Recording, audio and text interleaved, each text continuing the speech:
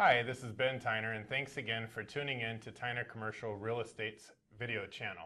Today we have a special guest, Jill Takeuchi, and I met Jill not too long ago on a deal in Citrus Heights. It was an owner-user deal. I was the selling agent. She represented the buyer, and it was really a wonderful transaction. On top of everything from the beginning to the end, and got her clients what they wanted. And it really only took a process of her running them through the entire loan process took about 3 weeks.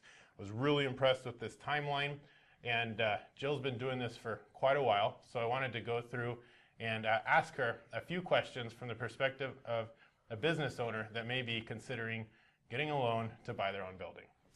So Jill, I wanted to ask you just briefly, what's your experience been in lending? How long have you been doing this, and where are you working now? I've been in the industry for over 15 years. I've been doing commercial lending for close to a decade.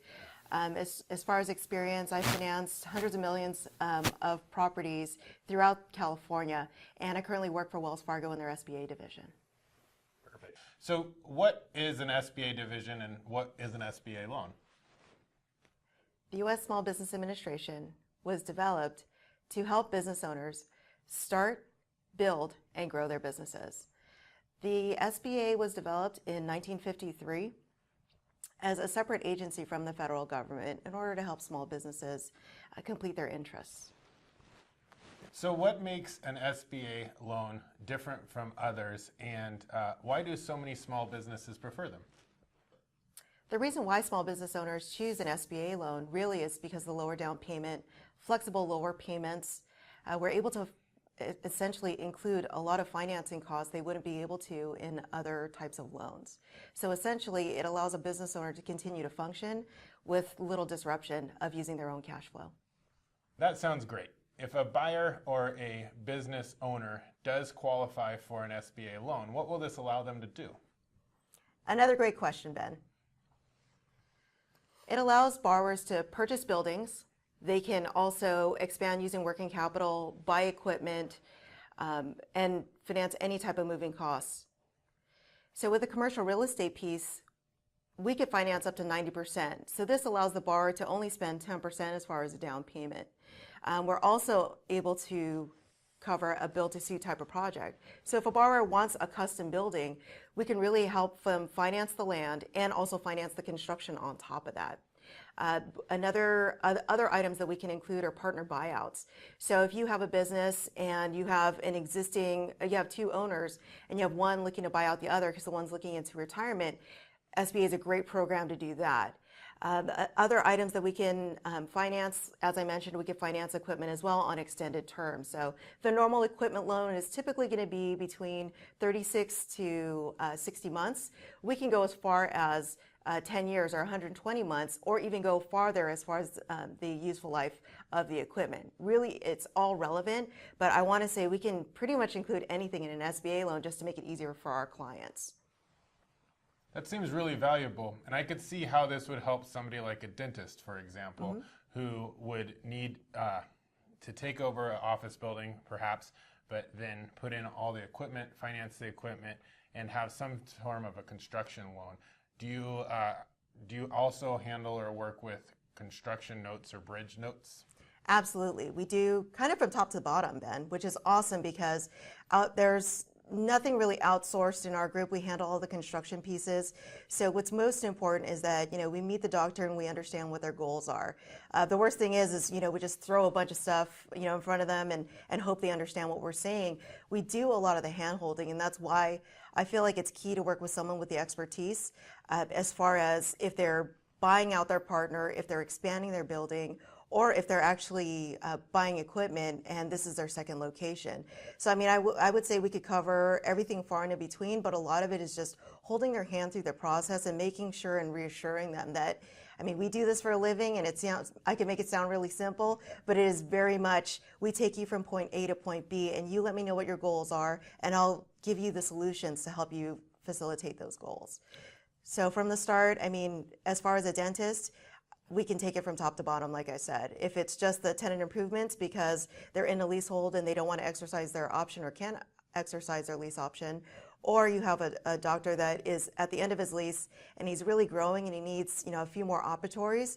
Well, great. We can help you get into that next office, build out those additional operatories. We could finance all the equipment and cabinetry in it, and have you be your own landlord as well. So we try to make it as seamless as possible.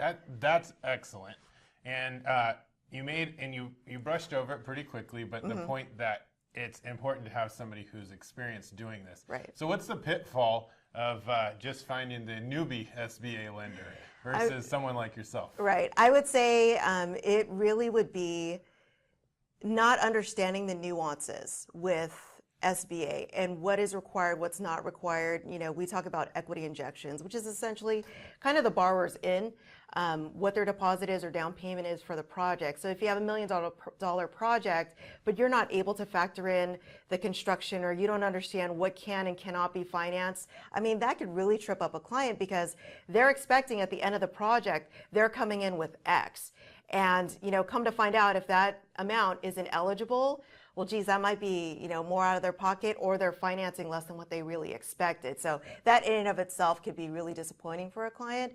The goal really is, all the surprises we have during the process are always good surprises. We never want those bad surprises where it's like, yeah, we didn't know we needed a permit on that one. I think it's really that experience of understanding construction, the industry, the client themselves and what their goals, their business and personal goals are, and then really just delivering what they asked for. Because that's really at the end of the day. They're so busy working in the practice, they don't have time to do what we do. So having someone who's experienced and really understanding of the industry itself, plus understanding the financing component, that in and of itself could be a match made in heaven when it comes to financing.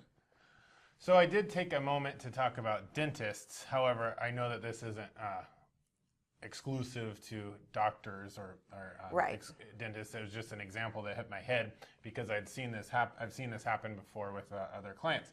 I would also just like to throw out there, what other types of businesses do you see that can qualify for the SBA loan and are able to use that? So who is eligible for SBA financing? The program is designed for for-profit businesses only, businesses that are operated in the United States. Any owners with greater than 20% ownership in the business need to provide a personal guarantee. And they are legal U.S. citizens, or they can be permanent resident aliens. Well, that opens doors to all kinds of businesses. So if a business is considering, I think I'd like to get an SBA loan, even if it's not for a building, but maybe I need to do this for construction costs or capital improvements or some kind of construction financing, what would be the process to go through the paperwork and what's the timeline that they should expect? That's perfect, Ben.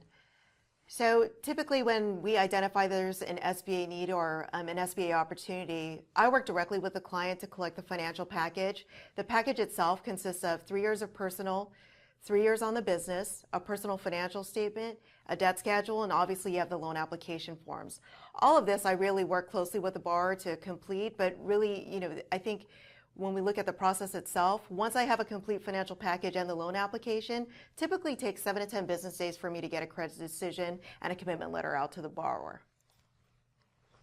So how would this be different if construction were involved?